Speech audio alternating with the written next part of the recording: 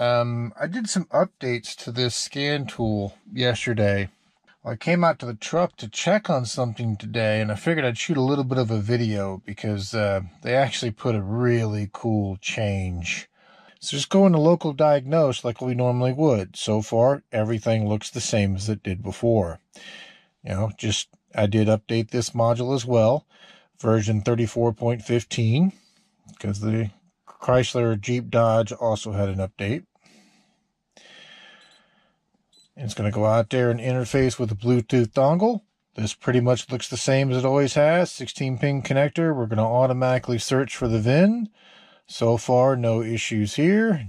Nothing really has changed. I'm going to say OK. I found the VIN, and there you go. Boom. Love it. They added a topology, a tree topology to the scan tool. This is awesome. What I love about this is that now you could clearly see the bus. So you see our ODB connector.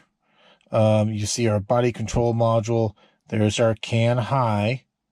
And you can see how all the modules it is currently on here, or what could be on here. And then we can just do a scan.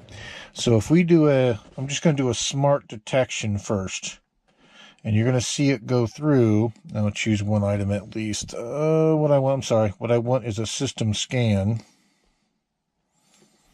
And you're going to see it go through and scan each module that it can find on the bus. And it's actually doing a fairly fast job of scanning that.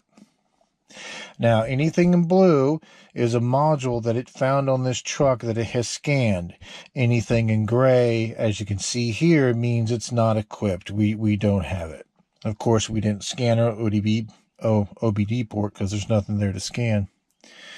So if we come into now system list, you can see everything that it had scanned, and you can enter it from here. So just to show you, if we enter the powertrain control module, then it becomes the kind of the interface we're used to. You can read codes, special functions, so on and so forth. Now, or we can come back one, not go in the systems list, and we can click it directly from the topology tree and do an enter from there. And come to the same menu screen. So very, very, very convenient that you can search it from here again, which is really, really cool. You can go straight into special functions that it looks like from the very top of the screen there. Now, I'm going to back up one. So what we did there was just a quick scan to see what modules were in the systems and which ones weren't. So if we go into smart detection, I believe it's called. There we go. Now you can notice we're getting different colors at this point. We're getting reds, we're getting greens. What it's doing is scanning those same modules that it can detect on the bus. And of course, the color just gives us a really quick eyeball view of green means normal, meaning there's no DTC's presence. Red means abnormal, and you can see the little number symbols next to the squares, and it tells you that there's basically two set codes, or two codes within this door module here, which is the driver's module front left. Door module front left and door module front right.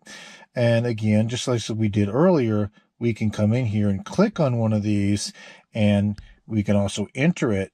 But on this screen, it also tells us the DTC that's currently present in there. And you see ECU reset / recovery occurred. So that's when we were replacing our cruise control switches and we had the battery disconnected. That's why you're seeing the ECU reset. And you'll notice this is in a stored status.